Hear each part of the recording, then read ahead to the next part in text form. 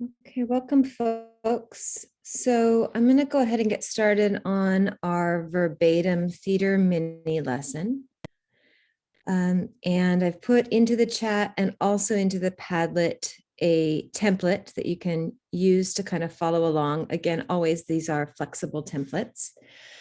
But this works perfectly with what is maybe emerging as a school through line here, which is the use of student voice or use your voice, centering student voice.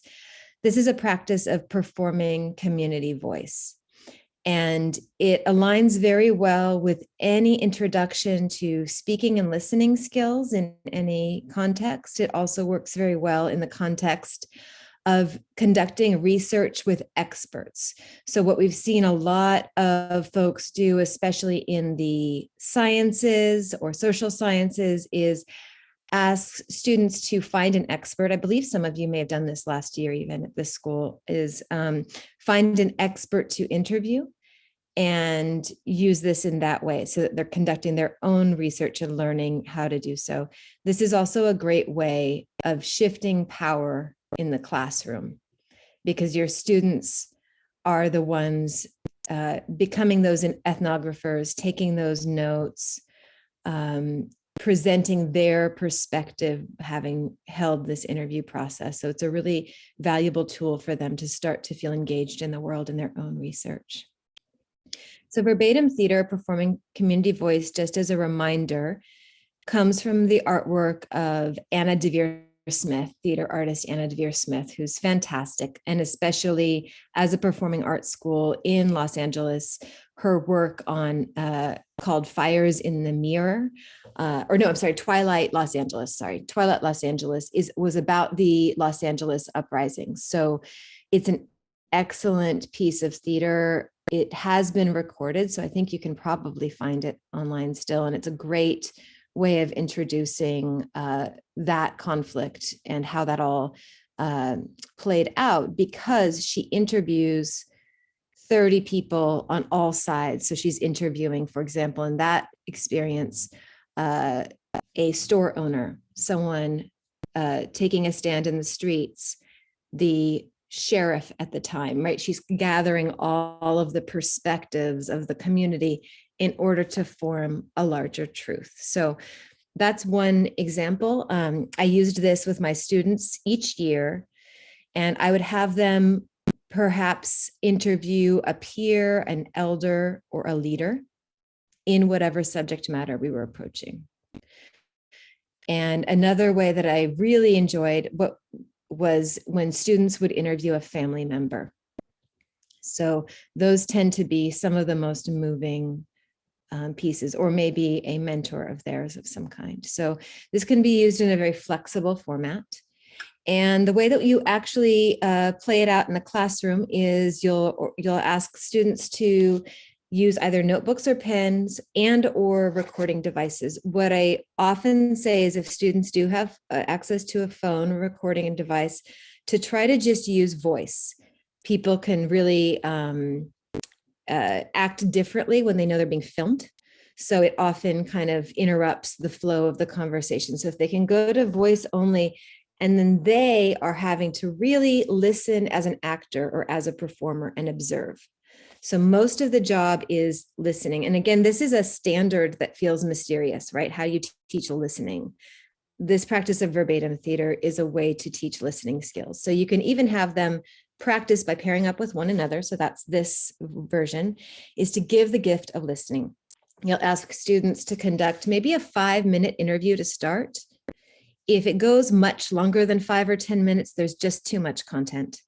So you want to keep the interview process quite short. And then here's the big switch.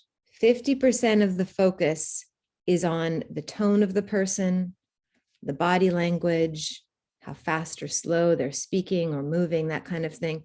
And 50% is on the actual words, story, or text being spoken. So we're really shifting and looking through the lens of a performing artist. What's this person's gesture, movement, tone, all of that. So again, observations can include vocal resonance. Is the voice deep, high, fast, slow? Patterns of speech. Does someone speak in like questions or like statements? Do they stress different vowels when they speak? What's the tone? One thing here we want to say is make sure your students are not mimicking the person's voice. So this is a really tricky thing, and it basically is about giving the gift of listening. So we don't want to try to take on someone else's accent of any kind, for example. So if someone, we're looking more for tone ranges instead of accent. We're looking more for pace of speech rather than the certain qualities of speech, right? Because that can move into mimicry quite quickly, especially at the high school level, or, high school students are usually quite good at this. It's middle school that gets a little dicey. So if you're a ninth grade teacher, you want to be careful. I think that's where some of the mimicry can be challenging. I start this moment by inviting students to mimic or to do this with me. So I'll start to speak and I'll ask them to actually just start to kind of move like I'm moving, or hear the tone of my voice, because, I can take whatever kind of mimicry happens before they move in. It is true that she uses video recordings. So you can invite students to do that. If that makes them the most comfortable, they can do that, or do it even over Zoom if they're, interviewing someone who's not close by, or if you wanted to get them to interview an expert in a field and you can get a virtual interview, that's fine to do.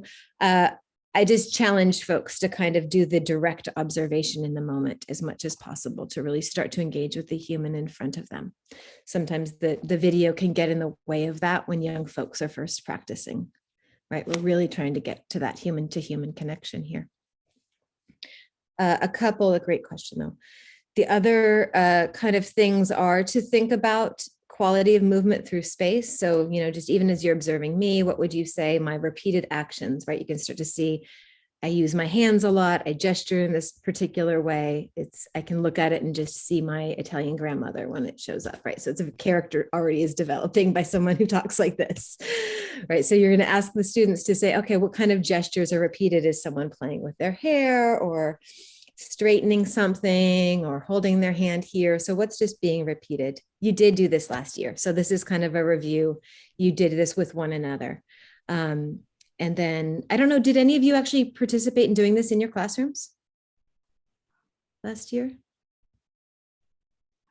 Not yet. So this is about, let's get to the leap of how does this show up in the curriculum you're developing now.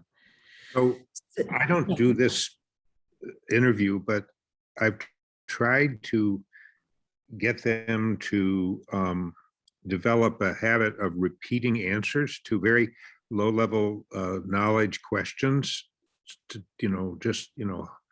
How much, what are the parts of an atom? If they just repeat the answer to that, it gets in their head the way it gets in your head when you do the performance of the interview.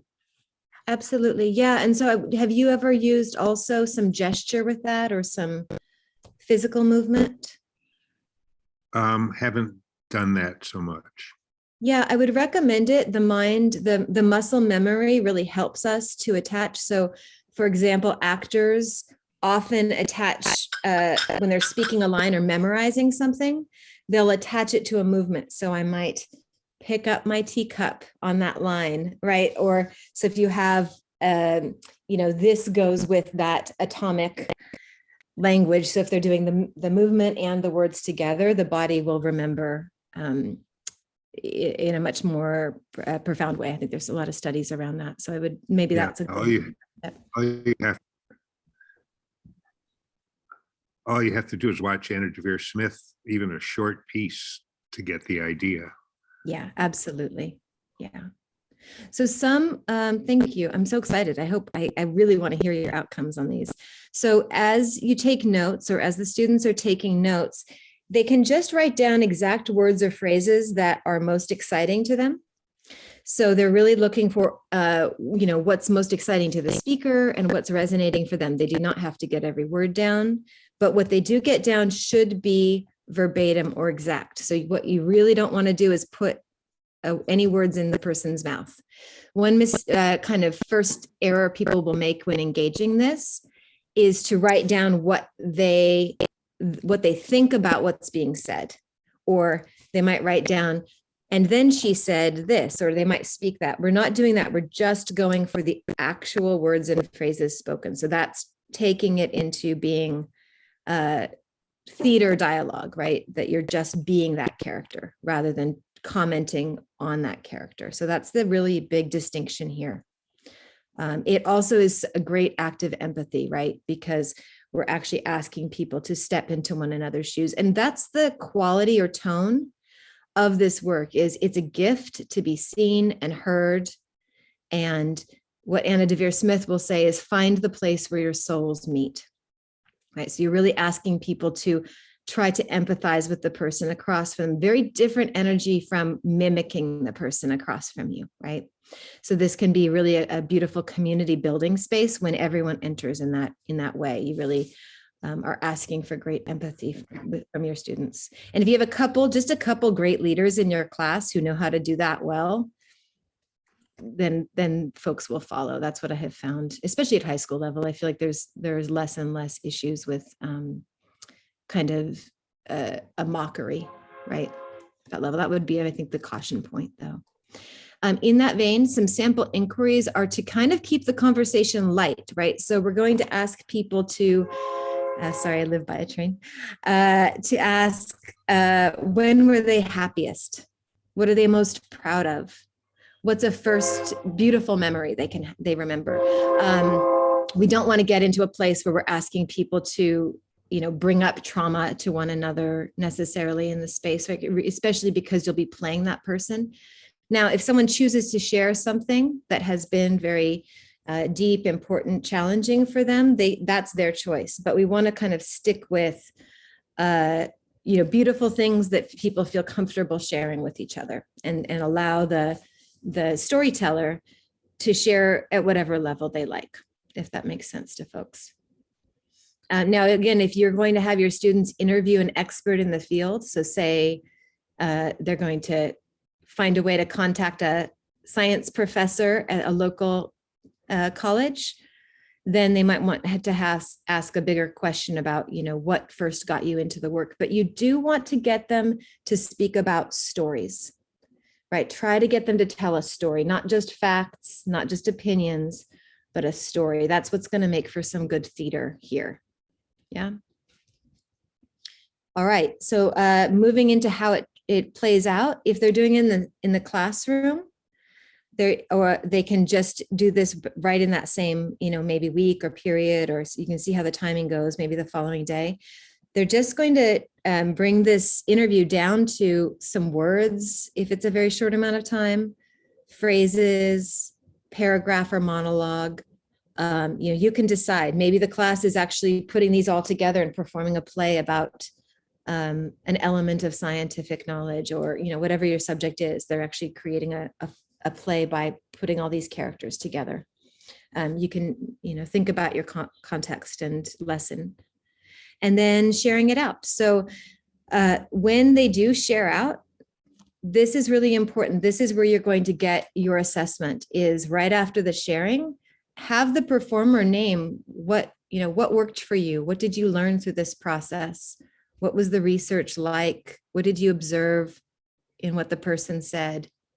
So the basics can be video, something. It can be. Yeah. So I have had students where they just, I kind of have it as a default. So if something kind of falls apart and an interviewee doesn't show up, or they can't find someone in real life, they could observe a video of someone. Absolutely. Or you could even have them all watch the same video and do this process, and students would get different things out of it, right? Yeah, so very, very flexible tool. Lastly, when they do perform, though, I do want to say to really focus on that. If someone in the room is being performed, you could also toss the ball to them and say, what was it like to be, to hear your own words, to see yourself presented in this way, and just kind of get some dialogue going. For some people, it might be a little scary. Most of the time, it's really quite an honor. So that's what often happens, is people get very moved in that moment if they're seeing themselves performed. Yes, the career pathway portal, that is an excellent one. Even better if they can find someone they